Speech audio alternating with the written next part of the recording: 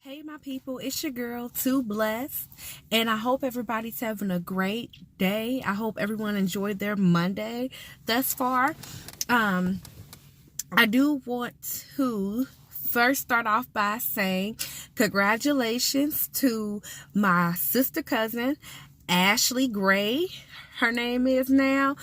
Congratulations, Sugar. I love you so much, y'all. And I really liked their wedding, because their wedding was not about a bunch of glitz, glam, and just unimportant things. Their wedding was about the love, the real love between two people. Excuse me, I don't know what just happened right there, so excuse me. But it was about real love between two people. It was a very small, intimate wedding, and I really liked it. I really did. You just felt the love. It was genuine. It was real. So congratulations, and I wish much happiness and everything in the near future, and that y'all spend a whole lifetime together. Okay, forever. Just a couple of forevers. I really like that song, y'all. I'm gonna have to put that on my phone, matter of fact. I know I'm late, but I like that song. Anywho, secondly, I have to say happy birthday to my mother-in-law. Happy birthday. It's your birthday. Happy birthday. It's your birthday. Hey, birthday. Hey, birthday. Hey, birthday. Hey. Happy birthday. I love you so much, and I hope that you enjoy your day. Now, let's go ahead and dig into the meat and potatoes of this video, okay? So, hopefully by now y'all have watched the first episode of Iyanla. Is my glasses crooked again? Okay, I think I got it. Whatever was wrong, I think I fixed it. Anyway, have y'all watched the first episode of Iyanla Fix My Life? I hope y'all have. It first aired a couple of weeks ago. I think it was like 2 weeks ago. Is when it first aired. The show was actually about a girl by the name of Kamaya, who was kidnapped when she was first born. Basically, she was only a few hours old, and she was kidnapped by a woman who then took her and raised her as her own, by the name of Alexis. Okay, her original name was Kamaya. That was her name given at birth. Her kidnapper took her and named her Alexis. So she grew up as Alexis. So she the way she found her birth parents was that she went for a job, and she actually did get a job when she turned 16. But they wanted documentation, you know, the typical stuff, your birth certificate, social security, blah, blah, blah. But she couldn't produce the proper forms, the documentation that she had. Like, they knew that stuff was fake. So they asked her, you know, for the actual paperwork, the actual documents. And her kidnapper, which was technically her mom at that point, that, you know, because she raised her, ended up telling her what happened. Like, that she ended up telling her that she kidnapped her, all this other stuff. So long story short, she found her birth parents or whatever. So things have been rocky, of course, because this girl is kind of caught in the middle. The kidnapper was actually the one who raised her, so that's the only person that Kamaya knew. That's the only mother that she knows, regardless of how wrong this woman was. That's the only mother that Kamaya knew.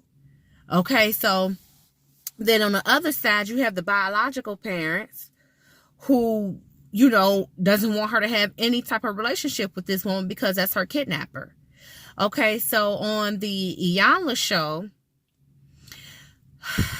it's a long story. Only on the Iyanla episode, Kamaya's biological father was there. The father's girlfriend was there. And one other person, I think it was Kamaya's boyfriend, was there. I think it was Kamaya's boyfriend that was there. But the biological mother didn't come. The biological mother is the one who actually contacted the show, but she ended up not going at the last minute. I don't know exactly what happened, but she ended up not going at the last minute. Okay, so long story short, Iyanla was trying to, get through to this girl, get her to open up. She couldn't get any emotion out of her. You could tell that the girl really didn't like Iyanla speaking ill of the woman who kidnapped her, who she thought of as her mother, because that's all she knew was this woman. She really didn't like it. She didn't really want to call it what it was. And you could tell that she's still in denial. She doesn't want to accept the fact that the woman she called mother, mom, mama, whatever, was actually, a kidnapper. She kidnapped her. And from what I know, she gave her a good life or whatever, but it doesn't change the fact that you have the biological parents who had their baby ripped from their arms. This woman literally took the child from the hospital. She told the mom she had on scrubs as if she were a nurse. She had been in and out of that room for a few hours that day, going in and out. Then she ended up telling the mom that the baby had a fever, and she took the baby and walked out of the hospital. So she literally took that baby from her mama's arms. So Iyanla was trying to get a rise out of her. Iyanla told her, okay, I want you to stay here tonight by yourself. In this house, I want you to stay here by yourself. And I told your father and your boyfriend not to answer your calls. And they're doing their own work. This girl flipped.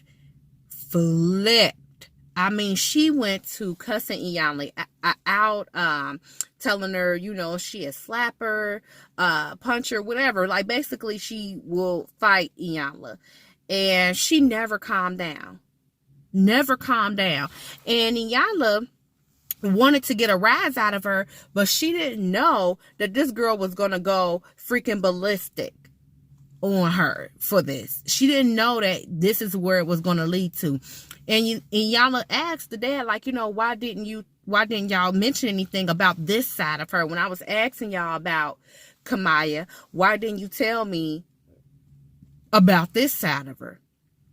And at first they try to act like they didn't know. But let me tell you how I know the father knew that Kamaya had this side. The way I knew, what told me that he knew was that she said, I go from 0 to 100. I go from 0 to 100. Kamaya was saying that to her dad. That told me that her daddy knew the type of person she was, and everybody's catering to this girl. Now, granted, this girl has had her life flipped upside down because she found out basically everything was a lie. I get that. But in the same sense, it's not the biological parents' fault that her life was flipped upside down. You don't have to go kissing her behind because this happened.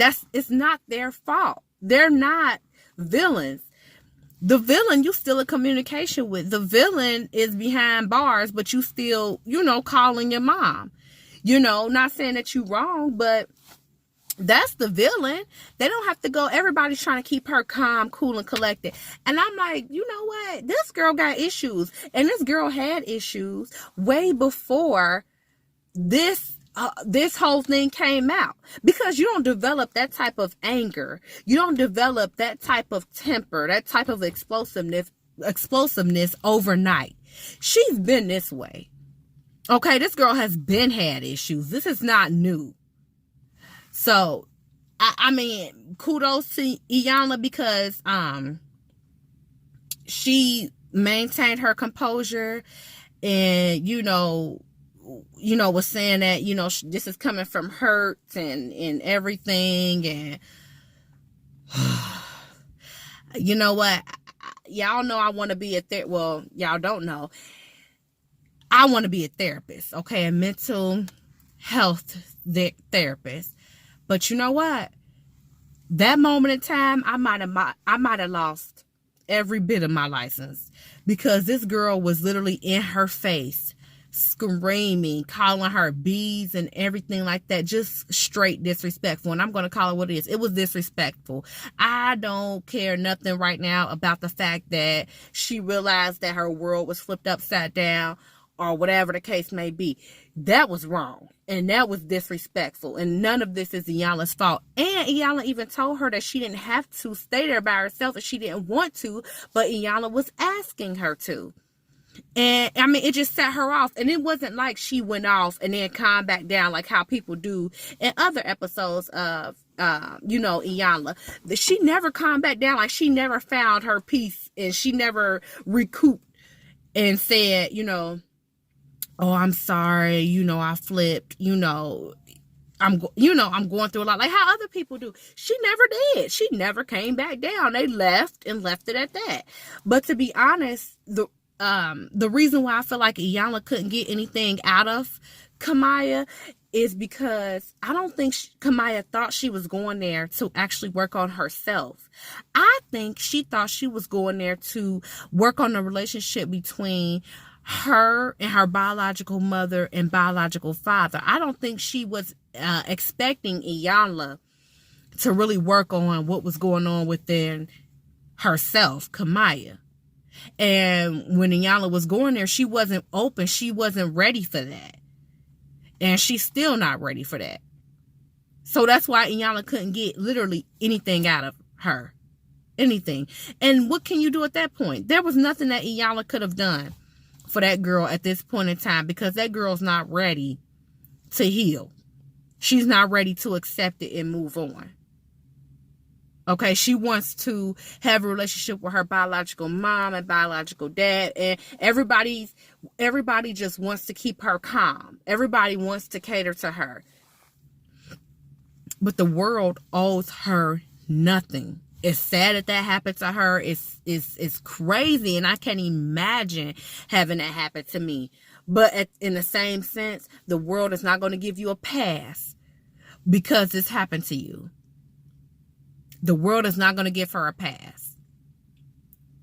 So, I found that to be really deep. And then I found out that the family was calling Iyanla a phony, a fake, a fraud, blah, blah, blah, because they didn't get paid. How you going to get paid when you signed a contract basically stating that you'll complete the program, you'll complete the show? Y'all didn't do that.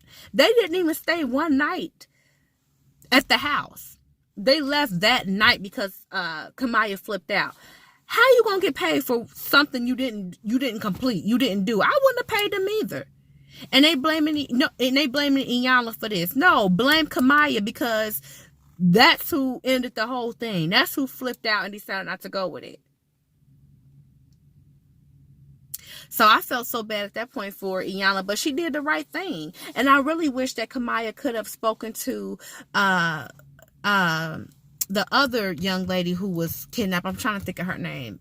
Was it the Carlina White? Because I think her story became a Lifetime movie. I really wish that Kamaya could have spoken with her, because I think that would have been good for her to relate to someone else that happened to. So that girl could tell her how she dealt with it, how she coped with it, and for Kamaya to know that she's not alone in this situation. But Kamaya is not in a place of healing right now. That girl got a whole bunch of issues she need to work on before she can get to the healing part of this whole thing. But I just wanted to come up and give my thoughts on that situation. It's really been on my mind, so I couldn't let it go and move on, to other topics, because that's just been sitting right there in front of my mind, thinking about that this girl in that situation, because it's so deep, and there is no easy answer to it, because there's so many parties involved and there's so many different sides to the story. I heard one other YouTuber talk about it, who said that they thought that they should put some type of order against the kidnapper, stating that she can't talk to Kamaya for a certain period of time, basically to allow Kamaya to bond with the biological parents and to form that relationship. I don't even know if that'll be helpful. Like, I get the thought process behind it, but I don't know if that'll be helpful for Kamaya at this point, because Kamaya has that bond with this woman. Kamaya looks at this woman. This woman is Kamaya's mother at this point in time, as crazy as it is. So it'll be good for the biological parents. It'll give them an opportunity to be there for Kamaya and be parents, you know, to Kamaya. But I don't think it'll be good for Kamaya, because that's basically her mom. And it's sad. But, you know, it is what it is at this point. It's just a sad case. There is no easy answer for it. So if y'all haven't watched that episode, go ahead and check it out. It's pretty good. It's pretty deep. I think this season of Iyanla is going to be pretty good. So go ahead and check that out. Please don't forget to like, comment, and subscribe. Share this video on wherever you share videos on, wherever your platform is where you share videos. Share this video. Don't forget to hit the thumbs up button and like and comment. Tell me your thoughts. Tell me what you think about that whole situation. Even if you haven't seen the show, just tell me what your thoughts are on this particular issue, on this particular situation. Okay? I thank y'all and I love y'all so much. Thank you so much for hanging in there with your girl. My subscriber count is raising slowly but surely, but it's going up there, y'all. So thank you. So I don't know what's going on. I don't know if I want to sneeze, if I just got something come. I don't know what's happening right now. So let me go ahead and end this, because it's just messing me up. I can't even keep my train of thought. So thank y'all so much. Remember that you are perfectly imperfect. Okay? Have a good day, y'all. Mwah.